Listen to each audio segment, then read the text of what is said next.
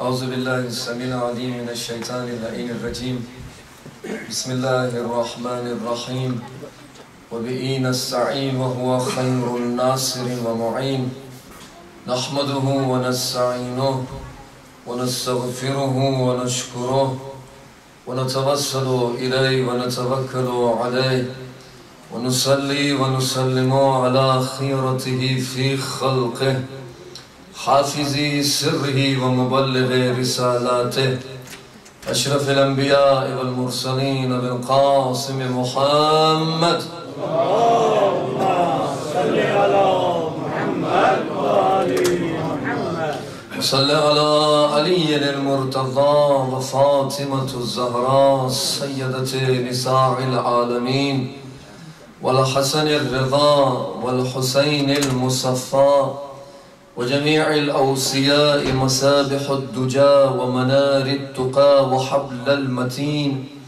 وصراط المستقيم سيما بقية الله في الأرضين روحي وأرواح العالمين لتراب مقدمه فداه ولعنة الله على أعدائهم أجمعين من آل إلى يوم الدين رب اشرح لي صدري ويسر لي أمري واحلل عقدة من لساني يفقهوا قولي أما بعد قال سبحانه وتعالى في كتابه المجيد وفرقانه الحميد وقوله الحق بسم الله الرحمن الرحيم وكل شيء أحصيناه في إمام مبين صلوات بجي محمد وآل محمد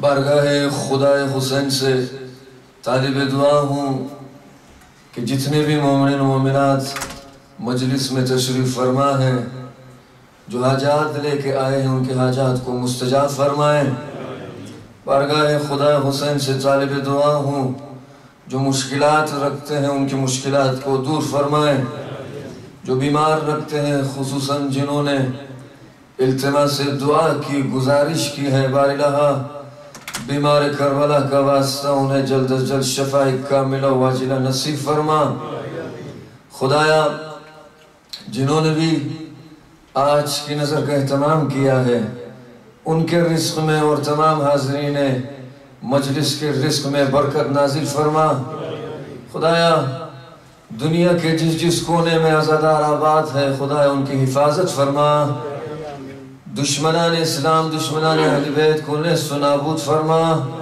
ظلم اور برداشت نہیں ہوتا بلند آواز سے امام زمان کے ظہور میں تعجیل فرما اپنی توفیقات خیر کے لیے مولا امام زمان ارواحنا فدہ کے جلد ظہور کے لیے ایک مرتبہ سب مل کے بلند آواز سے صلوات بھیجے محمد وآل محمد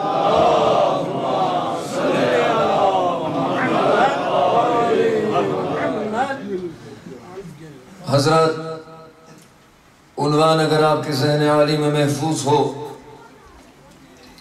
شب اول محرم سے جس عنوان کے تحت گفتگو کا آغاز کیا تھا عنوان آئمہ مظہر خدا کے عنوان سے کئی راتوں سے معروضات سن رہے ہیں آپ نئی گفتگو کے ساتھ انشاءاللہ آج رات پھر آپ کے حضور حاضر ہوا ہوں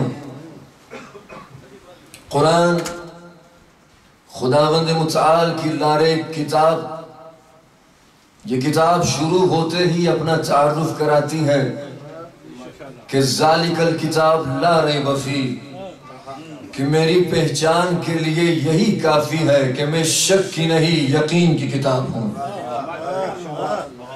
تک کہ نہ سنیں اپنے تعارف میں اعلان کر دیا کہ میں شک کی کتاب نہیں بلکہ یقین کی کتاب ہوں جس طرح خدا کی کتاب شک کی کتاب نہیں ہے یقین کی کتاب ہے اسی طرح خدا کو شک کی بھی عبادت قبول نہیں ہے یقین کی عبادت قبول ہے مل جل کے صلوات بھیجے محمد وآل محمد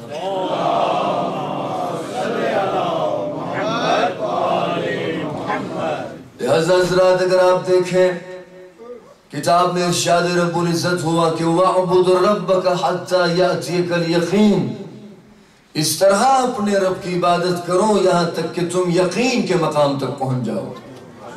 अब यकीन के बारे में आप गुफ्तगू फरमा रहे थे, तो नबी सब यकीन के मकाम पर फाइज होते हैं। गुफ्तगू जरा गौर कीजिए, आप तवज्जो चाहता हूं कि तमाम अंबिया यकीन के मकाम पर फाइज होते हैं। अगर इस बात का हम इकरार करें कि तमाम अंबिया यकीन के मकाम पर फाइज होते हैं, तो फिर इब्राहीम ने खुदा से ये तकाजा क्यों किया कि मुझे दिखाओ मुर्दों को किस तरह जिंदा करते हो। बस गुफ्तगू का आगाज हो चुका है, आप लोगों की तवज्जोहात का तालिब हूं।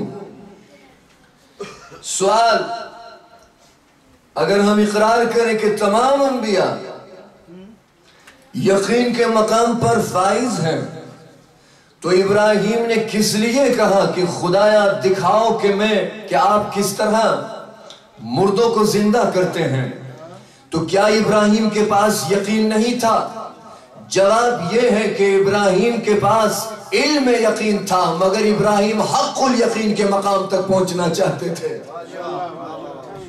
और क्या आपने इल्म यकीन था इब्राहीम के पास, मगर हक़्क़ुल यकीन के मकाम तक पहुंचना चाहते थे। और हक़्क़ुल यकीन का मकाम ये तो अली बचपन ही से ऐलान कर रहे थे कि अना हक़्क़ुल यकीन,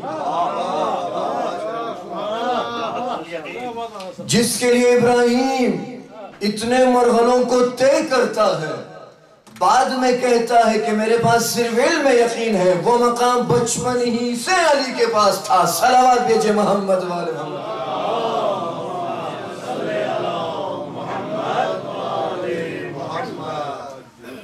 लिहाजा ये किताब यकीन की किताब, शक की किताब नहीं है, यकीन की किताब है। परवरदिगार को भी शक की इबादत कबूल नहीं। क्या खूब कहा मेरे मौला ने कि शक की इबादत से यकीन की नींद बेहतर है।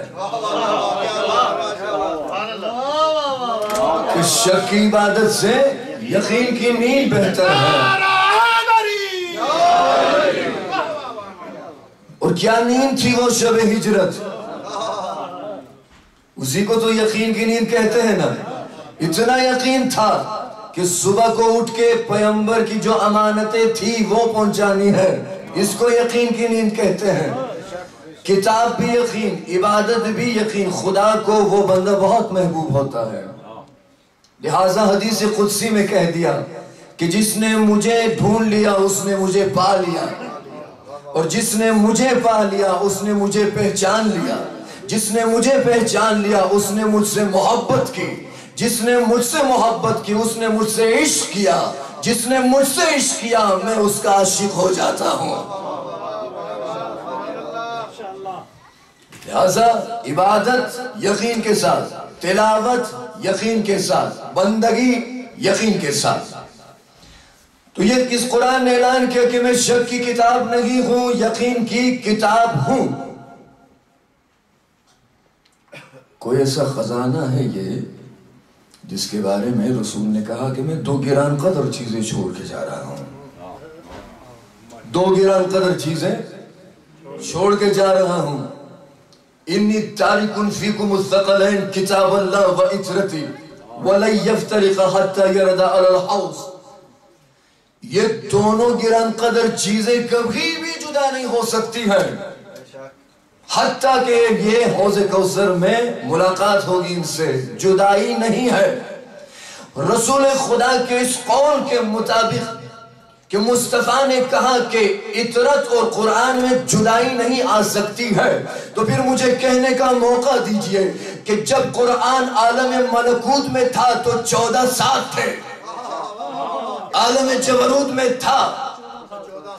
अगर ये कुरान आलम जबरूत में था तो 14 साथ थे, आलम लाहूत में था तो 14 साथ थे, आलम लाहूत में था तो 14 साथ थे। जिब्रील के पास आया तो 14 साथ थे, कल्ब मुस्तफा पे आया तो 14 साथ थे, मशीयत की जमीन पे आया तो 14 साथ थे, اب یہ اقرار کرو یا حدیث خدا نخواستہ جھوٹی ہے، یا اقرار کرو کہ جہاں جہاں قرآن ہوگا وہاں وہاں 14 ہوں گے۔ ایک صلوات بھیجئے محمد و آل محمد۔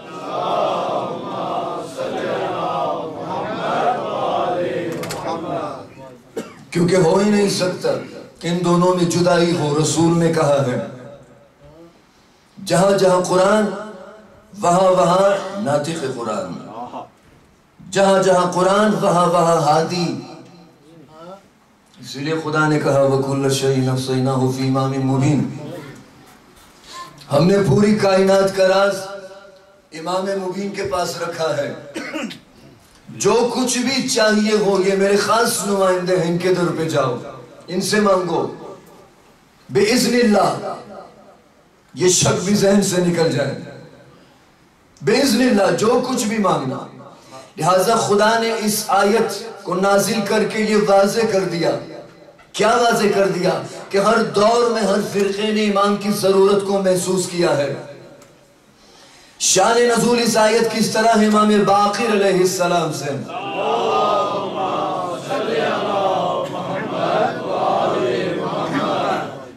امام باقر علیہ السلام سے کہ جب یہ آیت نازل ہوئی رسول خدا صلی اللہ علیہ وآلہ وسلم تشریف فرما تھے، پر حبیب خدا ختم الانبیاء بلند تر صلوات اللہم صلی علی محمد و آل محمد۔ تشریف فرماتے جب یہ آیت نازل ہوئی تو کچھ افراد بھی وہاں پہ تشریف فرما تھے۔ کہا یا رسول اللہ امام مبین سے مراد تورات ہے۔ مصطفیٰ نے کہا اس سے مراد تورات نہیں ہے۔ کہا کہ اس سے مراد انجیل ہے۔ مصطفیٰ نے کہا اس سے مراد انجیل نہیں ہے۔ پھر کہا اس سے مراد زبور ہے۔ مصطفیٰ نے کہا اس سے مراد زبور نہیں ہے۔ مصلحت کیا تھی بار بار پوچھ رہے تھے۔ اس سے مراد انجیل ہے، کہا نہیں۔ اس سے مراد تورات ہے، کہا نہیں۔ اس سے مراد زبور ہے، کہا نہیں۔ مصلحت کیا تھی بار بار پوچھ رہے تھے۔ کوئی مصلحت تھی، مصلحت یہ تھی کہ علی ایک مرتبہ داخل ہوئے، مصطفیٰ نے اشارہ کیا ھذا امام مبین، یہ امام مبین ہے۔ خداوند متعال نے کل کائنات کا حصہ اس امام کے پاس رکھا ہے۔ اب جو کچھ بھی مانگنا ہے اس سے مانگو۔ صلوات بھیجئے محمد و آل محمد۔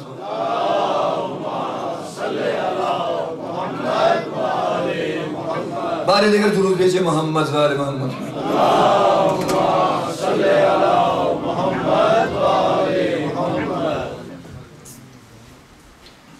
اشارہ کیا علی ابن ابی طالب علیہ السلام کی طرف، کہا کہ یہ امام مبین ہے۔ امام مبین سے مراد تورات نہیں ہے۔ علی وہ ہے جو کہے کہ میں تورات سے پڑھوں، انجیل سے پڑھوں، زبور سے پڑھوں، قرآن سے پڑھوں۔ امام مبین اس کو کہتے ہیں کہ تمام کتابیں الہی، 1000 الہی کتابوں کا علم جس کے پاس ہو اسے علی کہتے ہیں، اسے علی کہتے ہیں۔ امام کی ضرورت کو ہر فرقے نے محسوس کیا ہے۔ حضرات دیکھیں خداوند متعال نے ائمہ معصومین علیہ السلام کی ولایت کو ہر مخلوق کے سامنے رکھا ہے۔ یہ امام رضا علیہ السلام کی حدیث ہے کہ ارز اللہ ولایت علی اہل السماوات والارض والجن والانس، خداوند متعال نے ہماری ولایت کو ہر مخلوق کے سامنے رکھا ہے۔ تو خداوند متعال نے سب سے پہلے، توجہ چاہتا ہوں، خداوند متعال نے سب سے پہلے ہماری ولایت کو 7ویں آسمان کے سامنے رکھا۔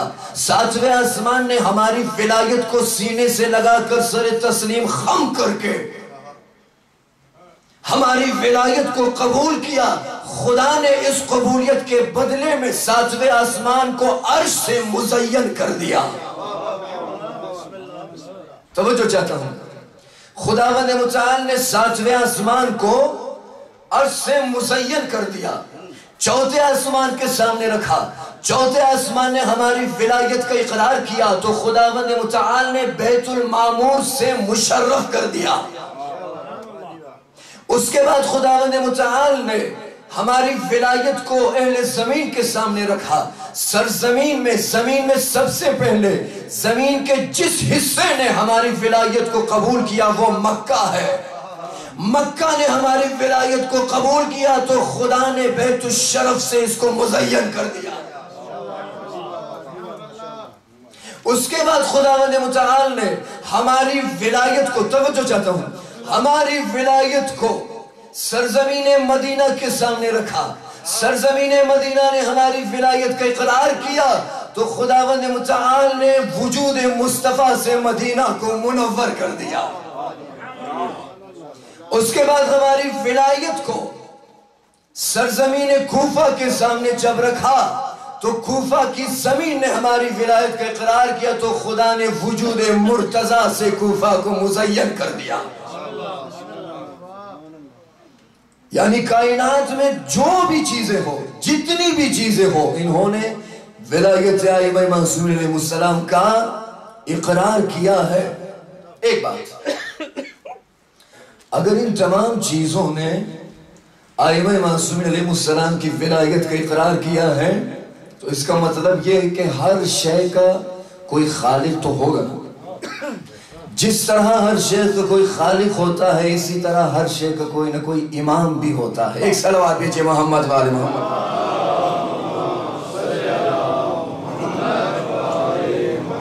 ہر شے کا امام بھی ہوتا ہے. اس لیے کہ خداوند متعال نے ہدایت کی ذمہ داری لی ہے. اِنَّ عَلَيْنَا لَلْهُدَى وَإِنَّ لَنَا لَلْآخِرَةَ وَالْأُولَى. ہدایت کی ذمہ داری ہمارے اوپر ہے. تم جہاں پر بھی رہو، جس سرزمین میں بھی رہو، جس وطن میں رہو، مگر یاد رکھو کہ ہم نے تمہاری ہدایت کی ذمہ داری لی ہے. کوئی ایسی مخلوق نہیں کہ جس کا کوئی ہادی نہ ہو. کوئی ایسا بشر نہیں کہ وہ یہ کہے کہ میرا کوئی ہادی نہیں ہے، مجھے کوئی ہدایت کرنے والا نہیں ہے.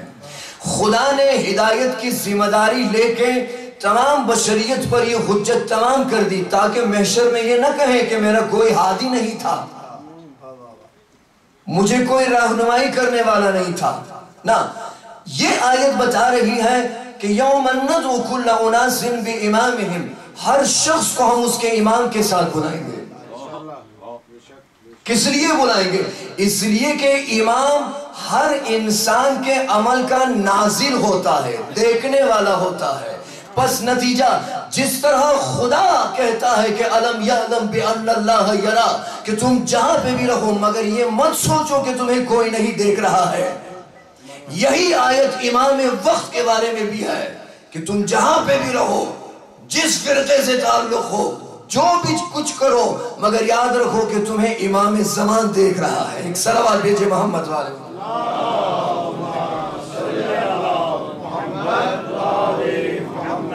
تمہیں کوئی دیکھ رہا ہے. اِنَّ عَلَيْنَا لَلْهُدَى وَإِنَّ لَنَا لَلْآخِرَةَ وَالْأُولَى. ہدایت کی ذمہ داری ہمارے اوپر ہے.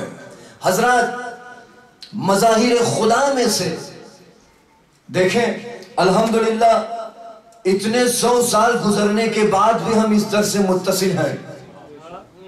غیروں کی طرح بور بسترہ اٹھا کر در بدر کی ٹوکریں نہیں کھا رہے.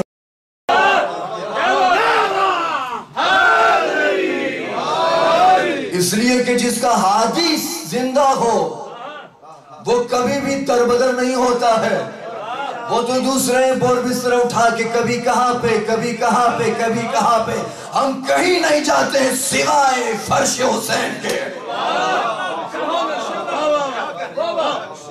ایک درود بھیجئے محمد والے محمد.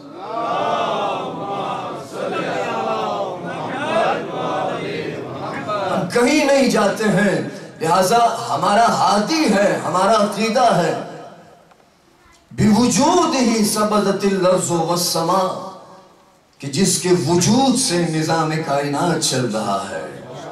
بِيُمْنِهِ رُزِقُ السَّمَاءُ، جن کے توسط سے، جن کے صدقے سے کائنات کو رزق مل رہا ہے. لَوْ بُقِيَتِ الْأَرْضُ بِغَيْرِ امام، اگر امام کے وجود کے بغیر اس نظام کائنات کو آپ دیکھیں تو یہ نظام کچھ بھی نہیں ہے. یہ تو امام کا صدقہ ہے جو نظام کائنات چل رہا ہے۔ قرآن نے آواز دی جاء الحق وزہق الباطل ان الباطل کان زہوقا، کہ حق آیا اور باطل مٹ گیا۔ یہ آیت کب نازل ہوئی تھی؟ پوچھنا چاہتا ہوں آپ سے، قرآن کب نازل ہوا تھا؟ 1400 سال پہلے۔ تو آیت یہ کہے کہ حق آیا باطل مٹ گیا، جاء ماضی کا صیغہ ہے، حق آیا باطل مٹ گیا۔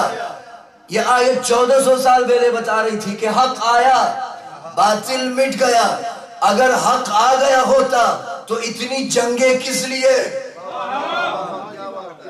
اگر حق آ گیا ہوتا تو جنگ احد کس لیے؟ اگر حق آ گیا ہوتا تو جنگ بدر کس لیے؟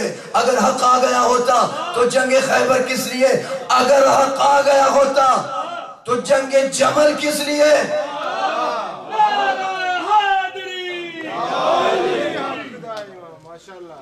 اگر حق آ گیا ہو تو قرآن کہہ رہا ہے کہ حق آیا باطل مٹ گیا۔ اگر حق آ گیا ہوتا تو پھر یہ اتنی جنگیں کس لیے؟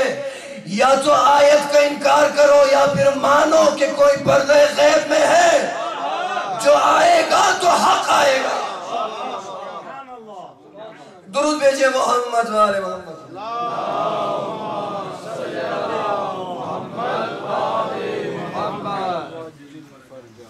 کوئی ہے جو پردہ غیب میں ہے کہ جو آئے گا تو پھر حق آئے گا، یعنی حق ابھی تک نہیں آیا۔ اور وہ حق کون ہے؟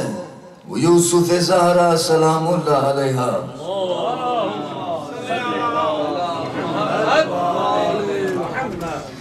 جن کے صدقے سے نظام کائنات چل رہا ہے، جن کے صدقے سے خداوند متعال کائنات والوں کو رزق بانٹ رہا ہے، رزق دے رہا ہے، جن کے صدقے سے۔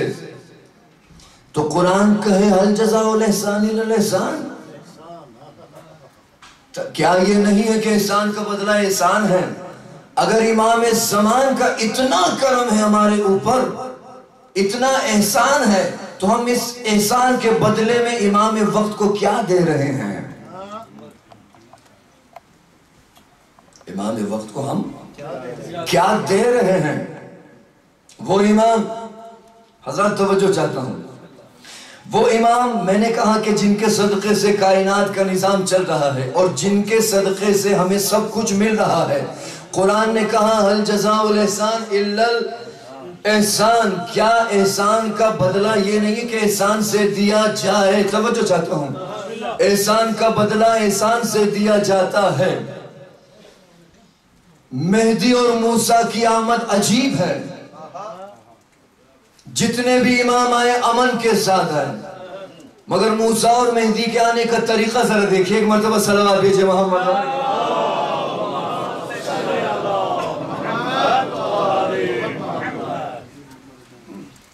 موسیٰ کے آنے سے پہلے فرعون نے تاریخ اٹھا کر اگر آپ دیکھیں تو 40,000 بچوں کا قتل ہوا کہ وہ بچہ پیدا نہ ہو کہ جس کی وجہ سے میرا اقتدار ختم ہو جائے۔ 40,000 بچوں کا قتل ہوا، 40,000 بچوں کا قتل ہوا کہ موسیٰ نہ آئے، مگر جس نے آنا تھا وہ آ گیا، جس نے آنا تھا وہ آ گیا اور صندوق میں آیا۔ فرعون کی بیوی نے بچے کو اٹھایا، موسیٰ مسکرا رہے تھے، لیکن جیسے ہی فرعون کی گود میں بچے کو دیا، موسیٰ نے ایک ہاتھ سے داڑھی پکڑی، ایک ہاتھ سے تپڑ مارا۔ اسی وقت سے قانون رکھا کہ نبی کبھی بھی کافر کی گود میں نہیں جاتا۔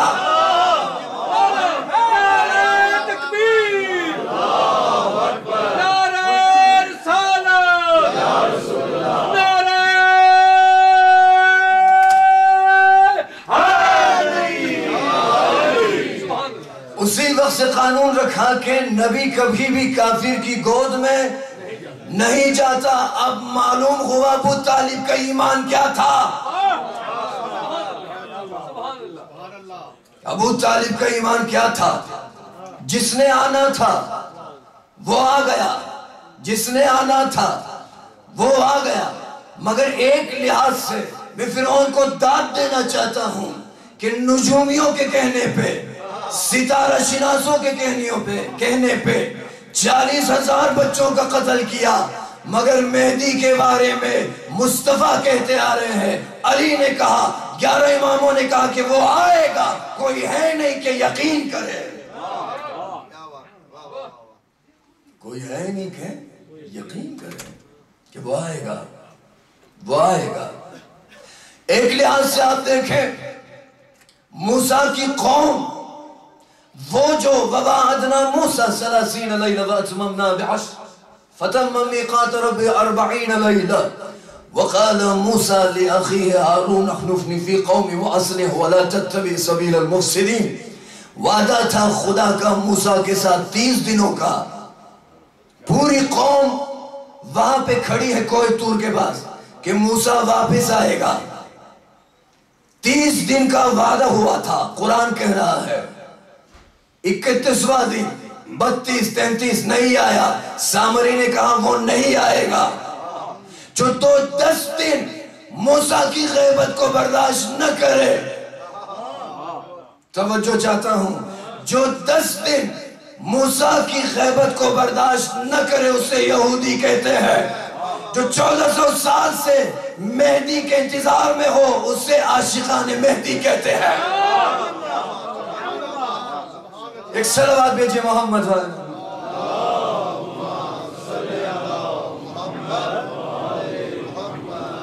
برعظمت قائم آل محمد بلند تر صلوات۔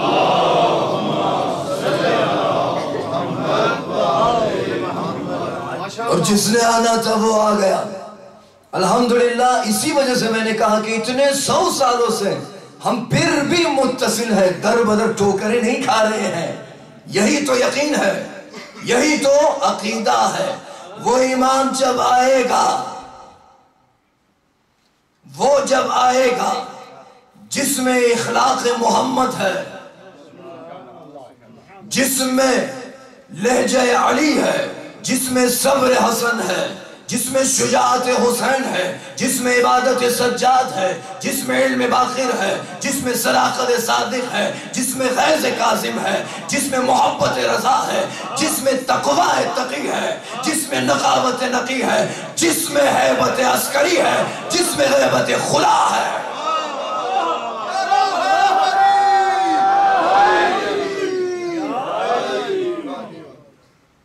بسم اللہ بسم اللہ۔ جس میں ہیبت عسکری ہے اسے مہدی کہتے ہیں۔ جس نے آنا تھا وہ آ گیا۔ ہم کون ہیں؟ ہم منتظرین امام میں سے ہیں۔ یہ انتظار صرف یہ ہمارے حصے میں نہیں ہے۔ توجہ چاہتا ہوں، مظہر خدا کے بارے میں گفتگو ہو رہی ہے۔ ہم وہ خوش قسمت قوم ہیں کہ ایک مظہر ہے کہ جس کے توسط سے یہ نظام کائنات چل رہا ہے، اور ہم ان کے منتظرین میں سے ہیں۔ ہم ان کے منتظرین میں سے ہیں۔ یہ انتظار صرف ہمارے حصے میں نہیں ہے۔ آدم سے لے کر آدم نے انتظار کیا، انتظار کیا، انتظار کیا۔ محمد نے آنا تھا نہ آیا۔ اس کے بعد نوح واز و نصیحت کرتے رہے، واز و نصیحت کرتے رہے۔ محمد نے نہ آنا تھا نہ آیا۔ طوفان کو بلایا، محمد پھر بھی نہیں آئے۔ موسیٰ کا دور آیا، وہ باقی خالی ہاتھ آئے تھے، موسیٰ ڈنڈا لے کر آیا۔ زمین پہ دیکھا نہیں ملا، اس کے بعد دریا کو ہٹا ہٹا کے دیکھنے لگے۔ جس نے آنا تھا نہ آیا۔ حضرت عیسیٰ کو اور جلدی تھی، بغیر باپ کے آئے۔ توجہ چاہتا ہوں، توجہ چاہتا ہوں۔ جس نے آنا تھا، جس کا عشق تھا عیسیٰ کے دل میں کہ وہ آئے گا۔ یوسف انتظار کرتے رہے کہ شاید میرے حسن کی وجہ سے آ جائے۔ جس نے نہ آنا تھا نہ آیا۔ لہٰذا کہنے کا مقصد یہ ہے کہ آدم نے بھی انتظار کیا، موسیٰ نے بھی انتظار کیا، عیسیٰ نے بھی انتظار کیا، ابراہیم کا بھی انتظار عجب انتظار تھا، جس نے آنا تھا نہ آیا۔ تو پچھلی امت جس کا انتظار کرے اسے محمد کہتے ہیں، اور یہ امت جس کا انتظار کرے اسے مہدی کہتے ہیں۔ ایک صلوات بھیجئے محمد والے۔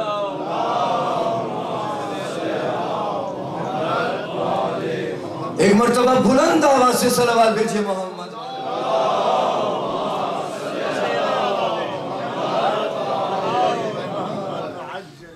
تو یہ انتظار جو ہے اس میں کوئی حکمت ہے، اور انتظار یہ نہیں کہ انسان اپنے گھر میں بیٹھے، انتظار یہ نہیں، بلکہ انتظار اس طرح ہونا چاہیے، اس طرح ہونا چاہیے جس طرح ہم کسی خصوصی مہمان کا انتظار کرتے ہیں۔ اے عاشقان ابا صالح ذرا سنیے کس طرح انتظار ہو۔ دن رات ہم کہتے ہیں یا ابا صالح المہدی ادرکنی، مولا تیرا ظہور کیوں نہیں ہو رہا، مولا تیرا ظہور کیوں نہیں ہو رہا ہے۔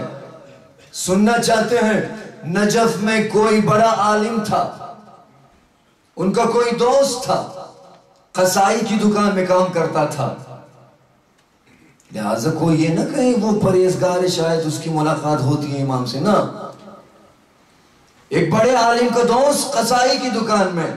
جوانوں کو ذرا پیغام دینا چاہتا ہوں، عالم صبح روتا ہوا آیا قصائی کی دکان میں، کہا حضور کل رات سے عجیب کیفیت طاری ہو گئی ہے۔ کہا کیا ہوا؟ کہا کل رات سے شدید گریہ کر رہا ہوں، رو رہا ہوں۔ کیوں؟ کہ خدا مہدی کو کیوں نہیں بھیج رہا ہے؟ دل چاہتا ہے جاؤں دشت و بیابان میں گریہ کروں، ماتم کروں، خدا مہدی کو کیوں نہیں بھیج رہا ہے؟ کیوں نہیں بھیج رہا ہے مہدی کو؟ کہا کہ تمہیں روکا کس نے؟ جاؤ دشت و بیابان میں نماز پڑھو، شاید وہیں پہ دیدار ہو، شاید وہیں پہ دیدار ہو۔ کہا میں تو گیا، تم انتظار کرو کیا ہوتا ہے۔ آ گئے دشت و بیابان میں، نماز پڑھتے ہیں، نماز کے بعد سر بسجدہ تپتی ریت پر اپنا ماتھا رکھتا ہے، روتا ہے، گریہ کرتا ہے، خدایا یوسف و زارا کو کیوں نہیں بھیج رہا؟ اتنا گریہ، اچانک سر جب سجدے سے اٹھاتے ہیں تو یوسف و زارا سامنے کھڑے ہیں۔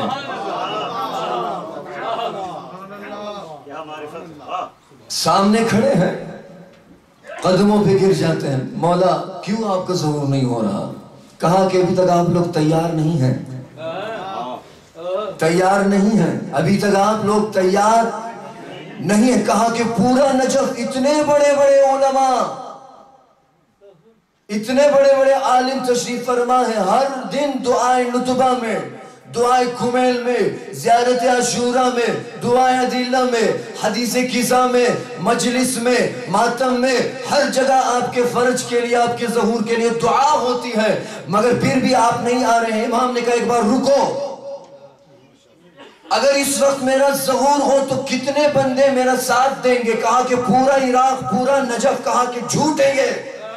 اس وقت اگر میرا ظہور ہو تمہارے سوا اور قصائی کے سوا میرا کوئی بھی ساتھ نہیں دے گا۔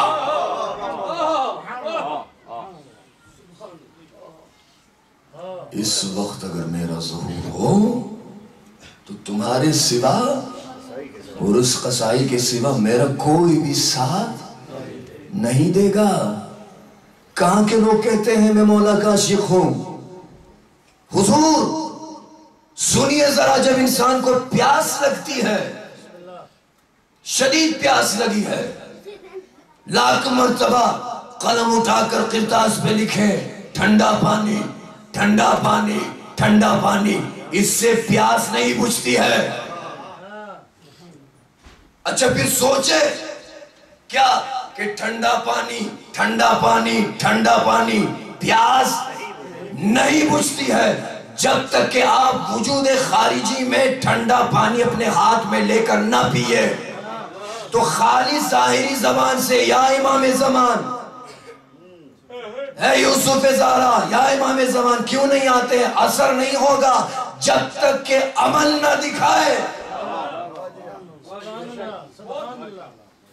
جب تک کہ عمل نہ دکھائے۔ اثر نہیں ہوتا. بہت سے ایسے لوگ ہوتے ہیں میں تو امام کا عاشق ہوں. حضور بہت مبارک، ہمارے لیے بھی دعا کیجئے. بقول وہ ہمارے استاد کے ایک کتاب میں لکھتے ہیں کہ قم المقدسہ میں ایک جوان تھا، اس کو ہم عاشق امام زمان کے نام سے کہہ کے پکارتے تھے. حضور آپ کا واسطہ ہے، رابطہ ہے امام سے، ذرا ہمارے لیے بھی دعا کیجئے امام کے حضور یہ وہ. ہاں وہ بہت خضوع کے ساتھ کہ لوگ محسوس کریں ہاں میری بھی ملاقات ہوتی ہے یہ وہ. در حالانکہ یاد رکھیں کہ جس کی ملاقات امام زمان کے ساتھ ہوتی ہے وہ کبھی بھی اظہار نہیں کرتا، اظہار نہیں کرتا وہ. اچھا یہی جوان جس کا دعویٰ تھا ایک مرتبہ دعائیں نطبہ میں جمعہ کے دن آ کے مجلس میں بیٹھ جاتے ہیں. گردن کیا ہوا بھیا؟ کہا رات میں خواب دیکھا تھا میں نے. کہا کیا خواب دیکھا؟ کہا میں نے خواب دیکھا کہ میری شادی ہو گئی ہے. کہ کیا؟ میری شادی ہو گئی ہے. خداوند متعال نے مجھے کیا کیا نعمتیں دی ہیں، گھر ہے، صوفہ ہے، بنگلہ ہے، سب کچھ ہے. شادی کا پہلا دن زندگی کا آغاز کرنے والا تھا، دروازے پہ آ کے کسی قاصد نے دستک دی. خدا را لفظ کو ذرا غور سے سنیے. کیا ہوا؟ زندگی کا آغاز کیا تھا، پہلا ہی دن تھا، دروازے پہ آ کے کسی نے دستک دی. میں نے جا کے دروازہ کھولا، کوئی قاصد کھڑا تھا. کہا کہ مہدی کا ظہور ہو گیا ہے، آپ کو بلا رہے ہیں. کیا ہوا؟ کہا کہ مہدی کا ظہور ہو گیا ہے، بلا رہے ہیں آپ کو بلا رہے ہیں. کہا کہ بس 5 منٹ میں آ رہا ہوں. دروازہ بند کر دیا. 5 منٹ میں آ رہا ہوں. وہ جو دن رات کہتا تھا اللہ جل اللہ جل اللہ جل، مولا کا قاصد دروازے پہ آیا ہے، کہہ رہا ہے کہ 5 منٹ مولا سے کہو رکے میں آ رہا ہوں. ابھی شادی ہوئی ہے، ابھی بھی شادی. کہا کہ 5 منٹ کے بعد 5 منٹ گزر گئے. اب یہ سب کچھ خواب میں دیکھ رہا ہے، درس ہے. پھر دروازے پہ دستک دی. کہا کہ مولا آپ کو بلا رہے ہیں، ظہور ہو گیا ہے، آ جائیے. بس 5 منٹ میں مولا سے کہ میں آ رہا ہوں. پھر چلے گئے. پھر 10 منٹ لگے. تیسری مرتبہ قاصد جب آیا ہے تو یہ وہی جوان تھا جو ہر مجلس میں رو رو کے کہتا تھا اللہ جل اللہ جل. تیسری بار جب قاصد آیا ہے تو قاصد سے کہتا ہے ابھی تو زندگی کا آغاز ہوا تھا، اس وقت مولا کو ظہور کرنا تھا.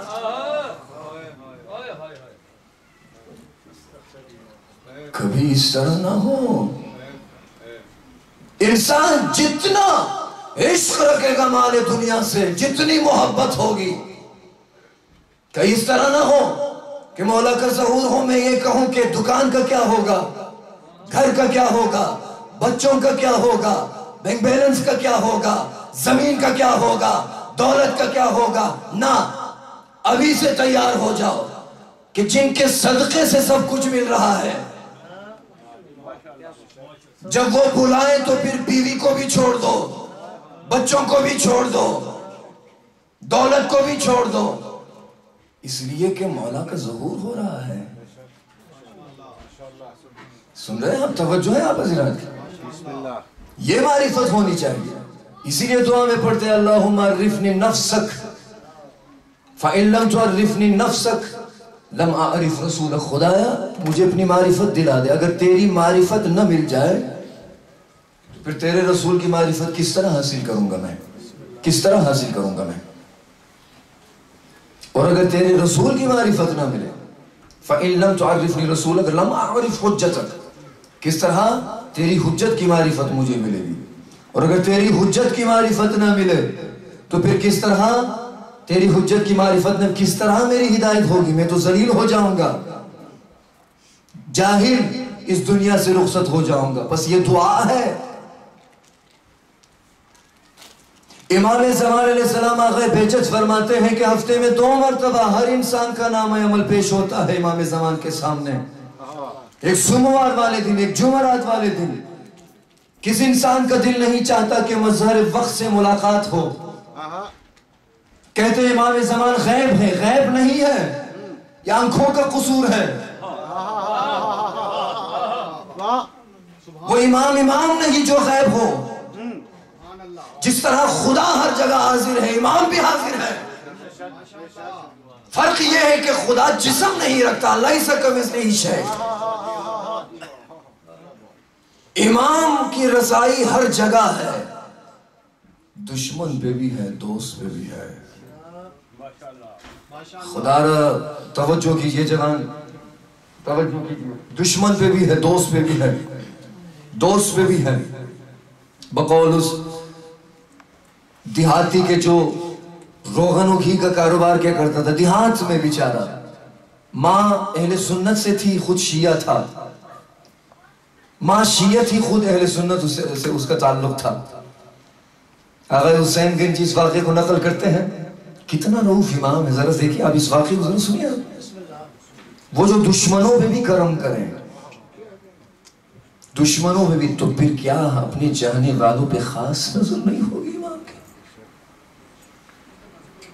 کہاں میں دیہات میں روغن گھی کا کام کیا کرتا تھا، کہیں پہ نکلا ہوں، ایک دن رات ہو گئی، اندھیرا ہو گیا، راستہ گم ہو گیا مجھ سے۔ ماں نے کہا تھا کہ جب بھی ہمارے اوپر کوئی مشکل آتی ہے تو ہم اپنے امام وقت کو یاد کرتے ہیں اور کہتے ہیں یا ابا صالح المہدی ادریکنی ولا تہلکنی، میری مدد کو آئیے۔ کہا کہ پہلے اپنوں کو بلاتا ہوں، اگر کوئی آواز آئے تو پھر میں سمجھوں گا کہ ہمارے بھی کوئی اپنے ہیں۔ فلاں کو آواز دی، کوئی خبر نہیں ہے، پھر آواز دی، خدا کرے آ جائے، کوئی خبر نہیں ہے، پھر آواز دی کسی کو، خدا کے لیے آخری ہے،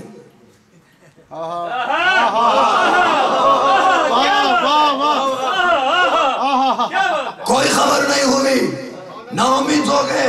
یاد آ گیا ماں کس کو یاد کرتی تھی، ان کو پکارتا ہوں، اگر جواب آ جائے اسی وقت یہاں سے یہاں۔ سمجھ گیا؟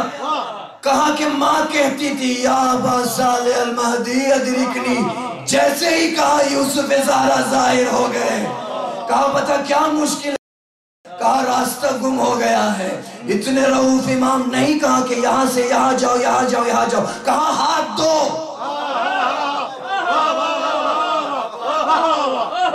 ہاتھ پکڑ کے کہا کہ چلو میں تمہیں تمہارے گھر تک پہنچاتا ہوں۔ جب گھر تک پہنچایا، اتنی محبت امام کی جو اس کے دل میں آ گئی تھی، کہا ہو سکتا ہے یا امام کچھ دیر اور آپ کے ساتھ رہوں۔ مولا نے بڑا عجیب جملہ کہا، دل تو میرا بھی بہت کر رہا ہے کہ تمہیں نہ چھوڑوں، مگر کیا کروں، پوری کائنات میں لوگ مجھے نصرت کے لیے بلا رہے ہیں، لوگ مجھے مدد کے لیے پکار۔ اچھا جس کا کرم ہو، نظر کرم ہو دشمن کے اوپر بھی، تو کیا چاہنے والوں پہ امام کی نظر خاص نہیں ہو؟ کہ ایک صلوات بھیجے محمد۔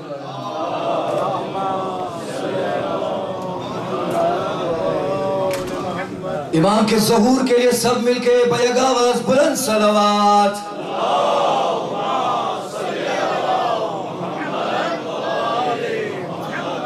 تو جس کا کرم ہو تو امام غائب نہیں ہے۔ روایت میں ہے کہ آپ جب بھی حضرت خضر کا نام لیتے ہیں، حضرت خضر کا نام لیتے ہیں تو وہ حاضر ہو جاتے ہیں۔ خضر تھا کون؟ وہ جس نے آب حیات پیا تھا۔ اچھا جو آب حیات پیے اس کا نام لے، وہ حاضر ہو جائے، جو منبع حیات ہو۔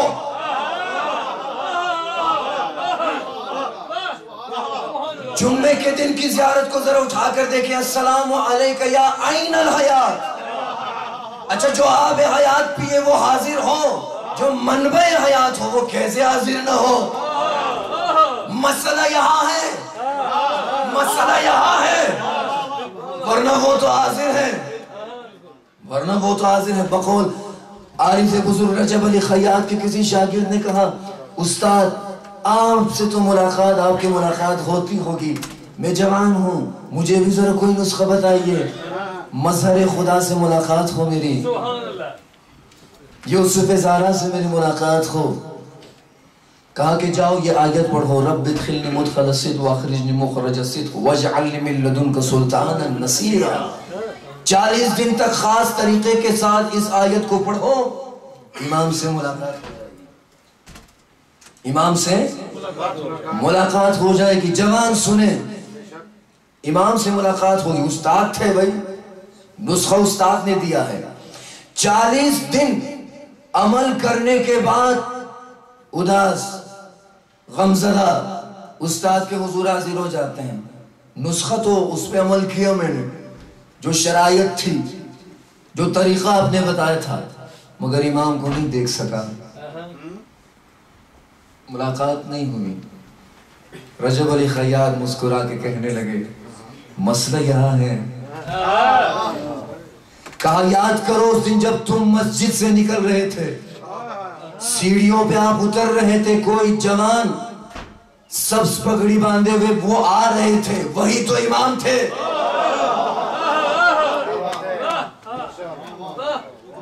وہی تو امام تھے، بس قصور یہاں ہے، امام کا نہیں ہے۔ امام تو ہمیشہ حاضر ہوتے ہیں۔ امام اور ہمارے درمیان میں گناہوں کا پردہ ہے، یہ گناہ ہے جس کی وجہ سے امام زمان کی زیارت نہیں ہو پا رہی ہے۔ کون کون سے گناہ؟ واجبات کو ہم اہمیت نہیں دیتے ہیں، محرمات کو ہم اہمیت نہیں دیتے کہ حرام کیا ہے حلال کیا ہے۔ بہنیں سنیں، جو بے پردہ ہے اس کا مطلب یہ ہے کہ وہ زینب کے خیموں کو آگ لگا رہی ہے۔ جو بے نمازی ہے اس کا مطلب یہ ہے کہ وہ امام حسین کے خیمے کی طرف تیر پھینک رہا ہے۔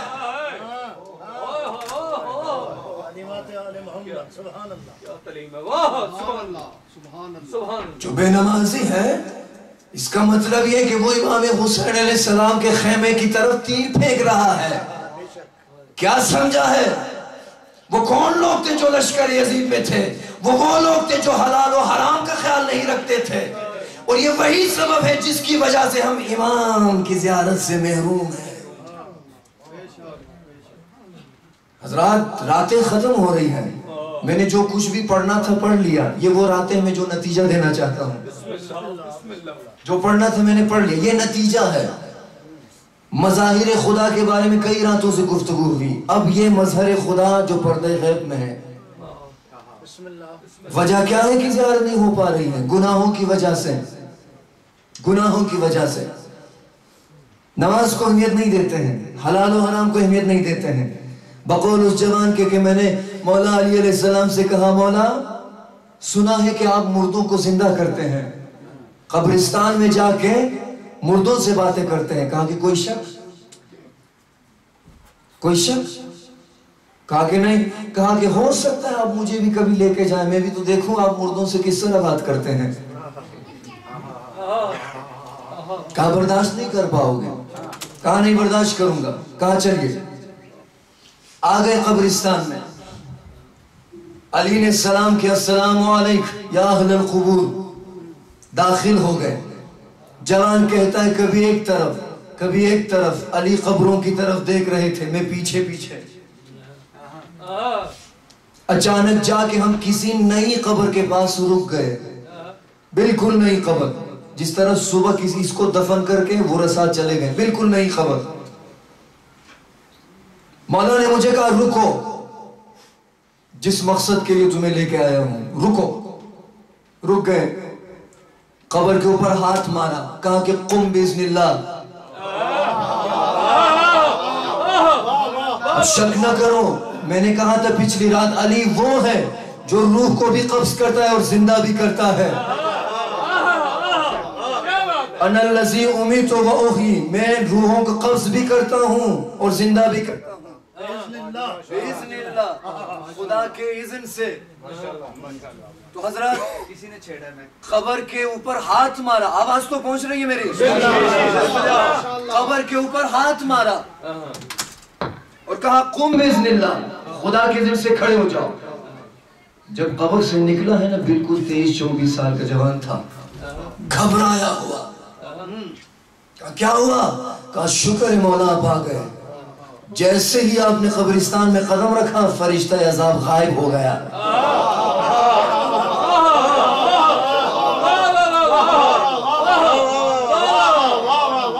شکر ہے ابا کہ جیسے ہی آپ نے سلام کیا سب مردوں نے کہا وعلیکم السلام یا ابو الحسن، ورنہ میری جان نکل رہی تھی، اتنا شدید عذاب نازل ہو رہا تھا میرے اوپر. جوان گھبرایا ہوا تھا کہ مولا پوچھیں گے وجہ کیا ہے. مولا نے پوچھا وجہ کیوں عذاب نازل ہو رہا تھا؟ کہا کہ بس نہ پوچھے یا مولا، شکر ہے آپ آ گئے. کہا وجہ بتاؤ، عذاب کیوں نازل ہو رہا تھا؟ کہا مجھے پتا نہیں، فرشتہ عذاب جب مجھے مار رہا تھا ایک جملہ کہہ رہا تھا، یہ وہ شخص ہے جو نماز کو سبق سمجھتا تھا، جو نماز کو اہمیت نہیں دیتا تھا، یہ وہ شخص ہے.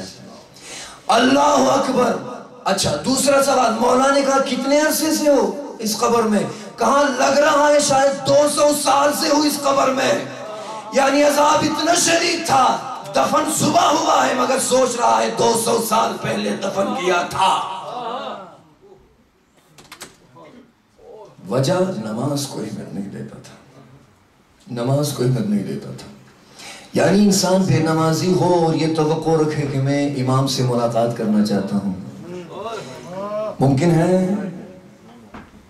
اس طرح ہو سکتا ہے کہ میں کہوں کہ پانی کے مرتبان میں جو ہے میں آگ جلاؤں. اس دل میں آتش اس وقت لگے گی جب حقیقی عشق ہو.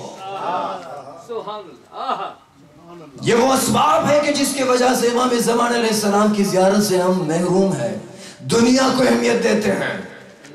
حب الدنیا وحب اللہ لا یجتمعان فی قلب واحد. محبت خدا محبت دنیا کبھی بھی ایک دل میں جمع نہیں ہو سکتی ہے. خدا را اپنے بچوں کو اسلامی تعلیمات دیجئے، توجہ دے، پھر بعد میں نہ کہیں جب 18-19 سال کے ہو جاتے ہیں پھر رجوع کرتے ہیں مولانا کوئی تعویذ دے. جوان ہمارا گمراہ ہو چکا ہے. اخلاص تعویذ سے نہیں ملتا، فرش عذاب پہ آنے سے ملتا ہے. محمد والے محمد کی تعلیمات پر عمل کرنے سے اخلاق ملتا ہے اور بچوں کی تربیت ہوتی ہے. صلوات بھیجئے محمد والے.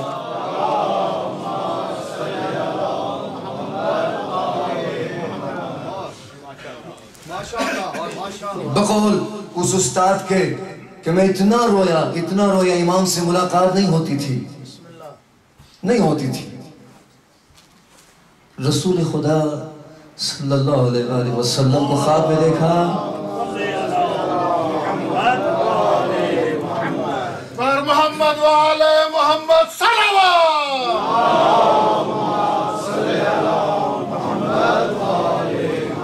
خواب میں دیکھا تو رسول خدا نے مجھے نسخہ دیا، بہت اچھا نسخہ ہے. اب اگر کوئی امام کی زیارت کا مشتاق ہے، اگر ہے، شرط ہے بقول اس کے جو امام صادق علیہ السلام کے پاس کوئی شخص آیا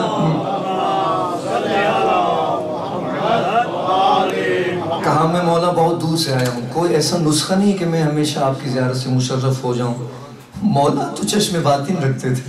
کہا کہ جاؤ رات سونے سے پہلے نمک والا پانی پیو.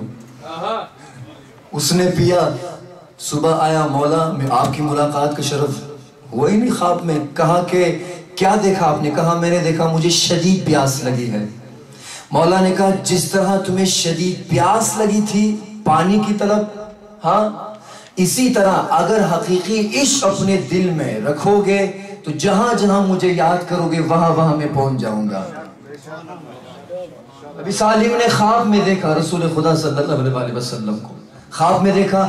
پوچھا یا رسول اللہ کوئی نسخہ ہے کہ کیا کہ میں امام زمان سے ملاقات کر سکوں، زیارت کر سکوں؟ نسخہ دیا، ذرا سنیے، نوٹ کیجئے.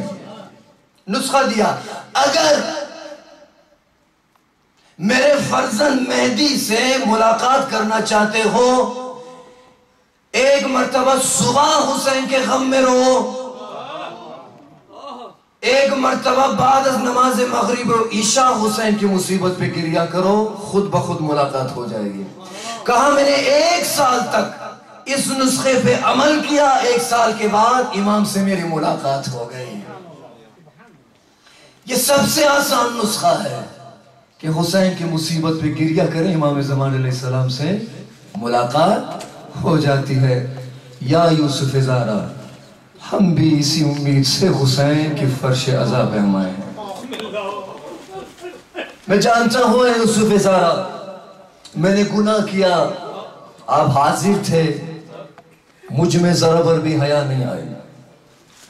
مولا میں نے غلط کام کیا، پتا تھا کہ کوئی دیکھ رہا ہے، مگر ذرا بھر بھی خیال نہیں کیا، بس اس امید کے ساتھ آیا ہوں اس فرش عزا پہ۔ مولا میری مدد کیجئے، نفس امارہ ہے، شیطان کے وسوس، خدایا اس فرش حسین کے صدقے میں ہمارے جوانوں کو سیرت محمد وآل محمد پر چلنے کی توفیق نصیب فرما۔ ہم اسی امید کے ساتھ اس فرش عزا پہ آئے ہیں۔ یا امام زمان، آج آپ کو ایک جوان کا واسطہ دیتے ہیں جو حسن کا یتیم ہے۔ اجرکم اللہ، وہ یادگار حسن، وہ مظلوم حسن کہ جس کے جنازے پہ تیر برسائے گئے، جس کے جنازے پہ تیر برسائے گئے، مگر کوئی تھا جنازے حسن سے تیر نکالے۔ کہتے ہیں مولا امام، بس میں مصائب شروع کر رہا ہوں، آپ کی زحمت تمام۔ راتیں ختم ہو رہی ہیں مگر زینب کی فکر مندی زیادہ ہوتی جا رہی ہے، عباس کی فکر بڑھتی جا رہی ہے۔ کبھی زینب کو دیکھیں، کبھی سکینہ کو دیکھیں۔ مدینے کا دور تھا، امام حسین علیہ السلام نے شبیہ پیغمبر علی اکبر کو کسی کام کے لیے بھیجا تھا۔ کچھ عرصے کے بعد علی اکبر گھوڑے پہ سوار آئے، خوش تھا علی اکبر کہ اب جاؤں گا، بابا مجھے سینے سے لگائیں گے، پیار کریں گے، ماتھا چومیں گے، چہرہ چومیں گے، پیار کریں گے، بڑا خوش تھا۔ گھوڑے سے اترا، آگے جہاں پہ بابا حسین تشریف فرما تھے، جیسے ہی گئے خوش تھا علی اکبر، مگر مولا امام حسین علیہ السلام نے صرف سر ہلایا، وعلیکم السلام بیٹا علی اکبر، آپ آ گئے، بس یہ کہہ کے علی اکبر واپس نکلے، بہت اداس تھے۔ ماں کے پاس آتے ہیں علی اکبر، روتے ہیں، میں بڑا خوش تھا، سفر سے آیا تھا، سوچ رہا تھا کہ بابا حسین کے پاس جاؤں گا، بابا مجھے سینے سے لگائیں گے، ماتھا چومیں گے، پیار کریں گے، مگر بابا نے کوئی اہمیت نہیں دی، صرف سلام کا جواب دیا اور پھر مجھے کہا باب رخصت ہے، رو رہے تھے۔ اچانک کچھ دیر کے بعد امام حسین واپس گھر جب آئے تو علی اکبر کو سینے سے لگا، ماتھا چوما، رخسار چوما، کہا ہے میرا شبیہ پیغمبر آ گیا، تو بڑا پیار کرتا ہے تیرا بابا تجھ سے، میرا علی اکبر آج سینے سے لگ جا۔ جوان بیٹے کی محبت کو بوڑھے باپ سے جا کے پوچھو، جوان بیٹے کی محبت کو ماں کے دل سے جا کے پوچھو۔ بوڑھا باپ جب جوان بیٹے کی شکل کی طرف دیکھتا ہے تو ایک سہارا، ایک امید سی آ جاتی ہے باپ کے دل میں۔ کہا کہ علی اکبر کو سینے سے لگائے، بس چند جملے، علی اکبر کو سینے سے لگائے۔ اچھا علی اکبر کو جب سینے سے لگائے تو علی اکبر نے کہا بابا پہلے بھی آیا تھا، آپ نے کیوں سینے سے نہیں لگایا؟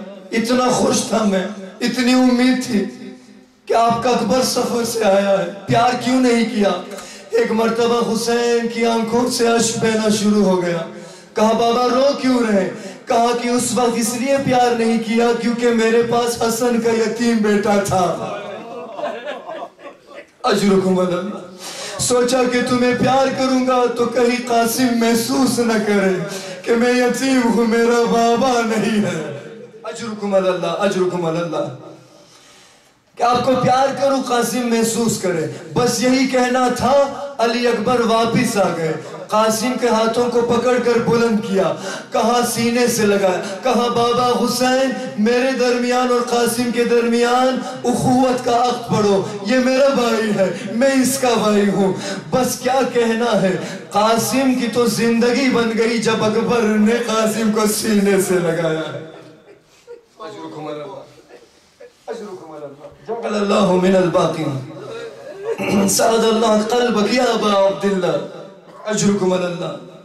عقد پڑھا گیا، قاسم اکبر کا بھائی، اکبر قاسم کا بھائی۔ کہتے ہیں نا کہ جب امام حسین علیہ السلام کو دربار میں بلایا گیا تو سب نے تلواریں اٹھا کر جانا شروع کیا، لیکن حسین نے قاسم کو خصوصی طور پر کہا قاسم بیٹا تم بھی تلوار اٹھاؤ۔ کتنا خوش ہو گیا تھا قاسم، دروازے دربار کے پیچھے کھڑے تھے، جب آواز بلند ہوئی تو سب سے پہلے قاسم، عمر کم تھی مگر چاچا حسین کے سامنے آ کے کھڑے ہو کے کہا ہے کوئی قاسم کے ہوتے ہوئے میرے چاچا حسین کو ہاتھ لگائے۔ اجرکم اللہ، اجرکم اللہ، جعل اللہ من الباقین۔ دن گزرتے گئے، شب عاشور، شب عاشور جب امام حسین علیہ السلام نے چراغوں کو خاموش کیا تو کہا جس نے جانا ہے وہ جائے، کیونکہ کل سب نے مرنا ہے، شہید ہونا ہے۔ چراغوں کو جب جلایا گیا تو دیکھا کہ سب وہی پہ وہی موجود ہے۔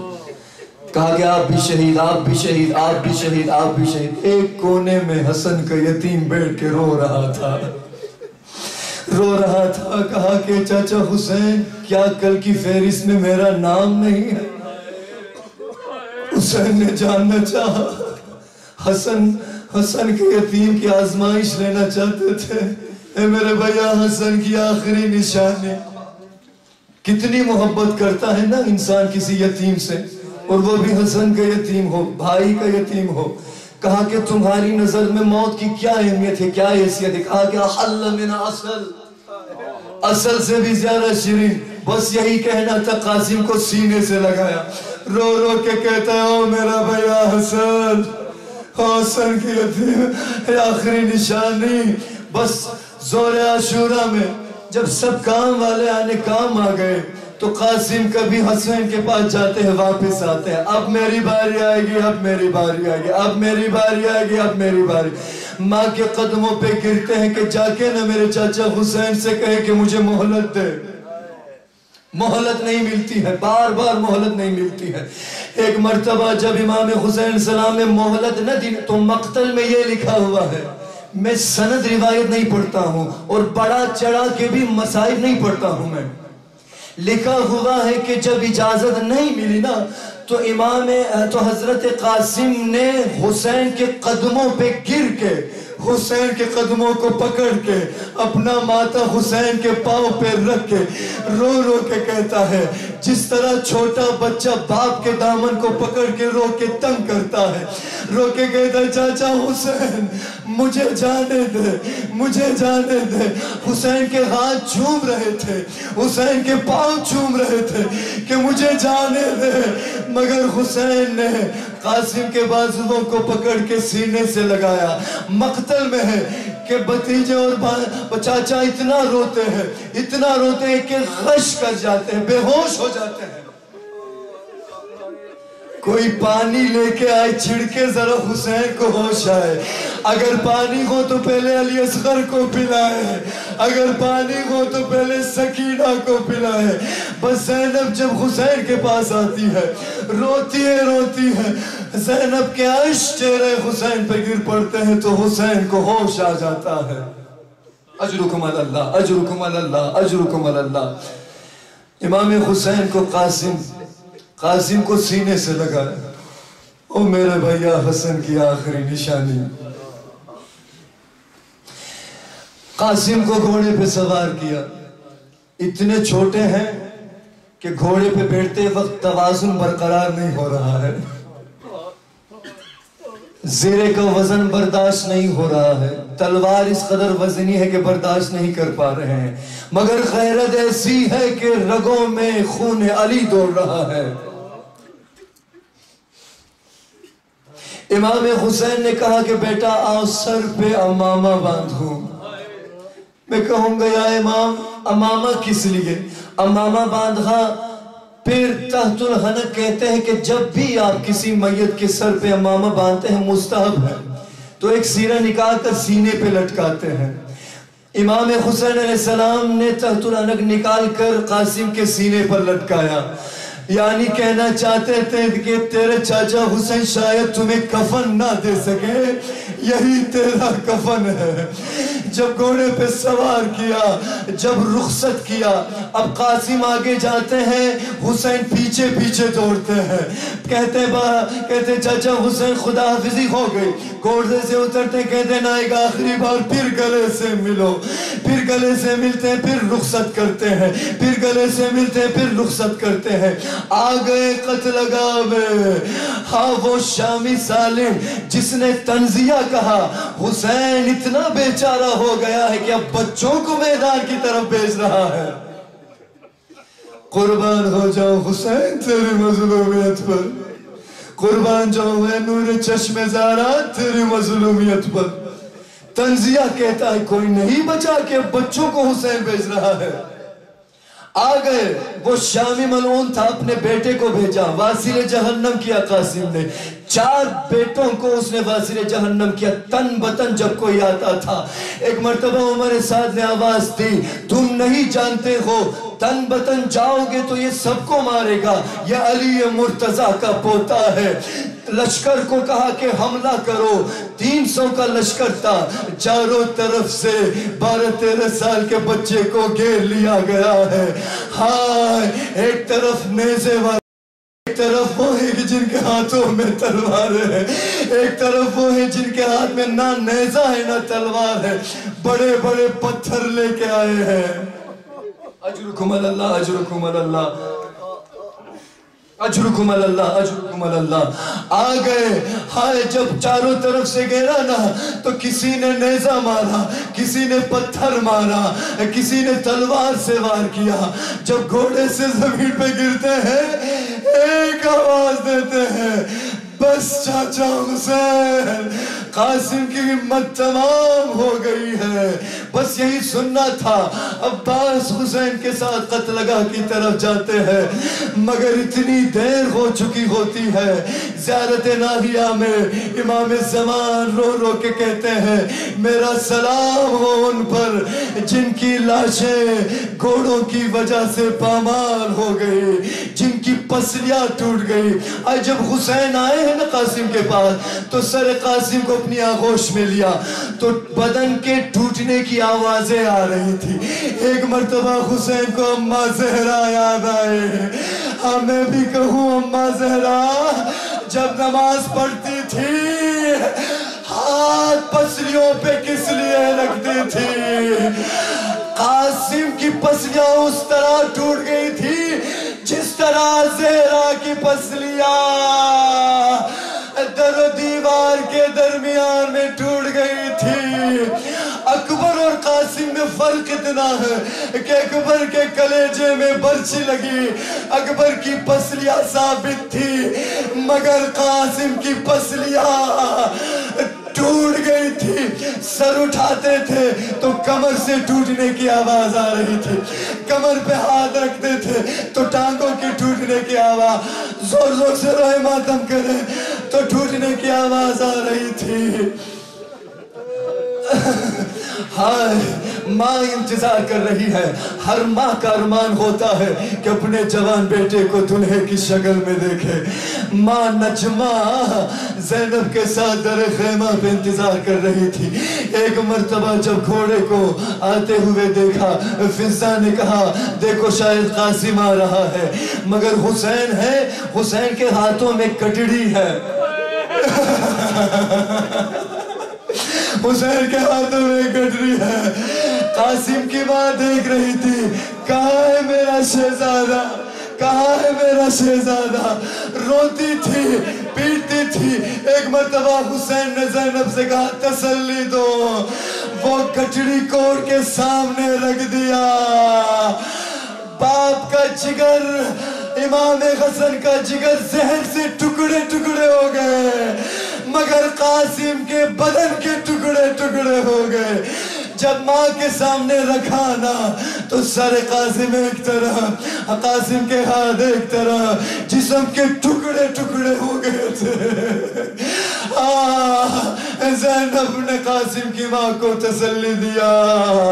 الا لعنت اللہ علی القوم الظالمین وسیعلم الذین ظلموا ای منقلب. ماتم حسین.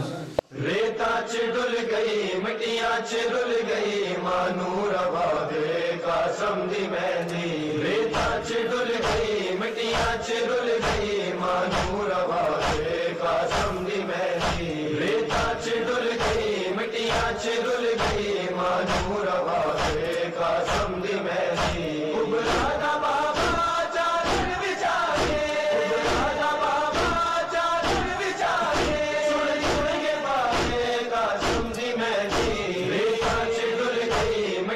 چڑل گئی مانو روا دے قاسم دی مہندی. ریتا چڑل گئی مٹیاں چڑل گئی مانو روا دے قاسم دی مہندی. خیام اندر جدو مہندی آئی بن رے دی ماں نے سر خاک پائی. خیام اندر جدو مہندی آئی بن رے دی ماں نے سر خاک پائی. بن دا بابا بیٹھی بلا